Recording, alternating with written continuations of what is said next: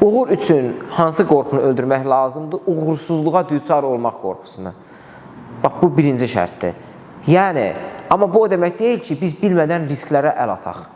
Bəzən adam var, əlində pul var, kimləsə məsləhət alır ki, mən bu pulu necə edim ki, daha da böyüsün. Ona ən sağlam məsləhət odur ki, həmin pulu hansı formada əldə edibdir, elə o formada da davam etsin. Çünki o pulu əldə etmək forması onun genindən, qanından gələn bir xüsusiyyətdir ki, o pulu necə qazanıb.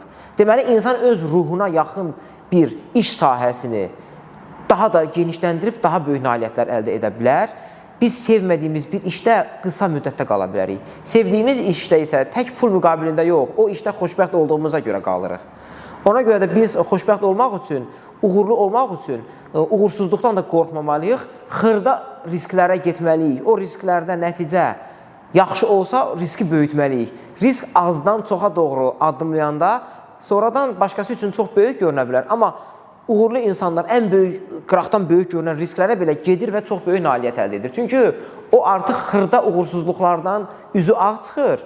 Daha böyük uğursuzluq kimi görünən başqası üçün risklərdən isə heç vaxt qorxmur, daha böyük nəticə əldə edir. Hətta onu da deyim ki, ən böyük uğurlu insanlar ən böyük risklərə gedən insanlardır. Çünki hamının getmədiyi risklərə gedən insan nailiyyəti birbaşa qazanır.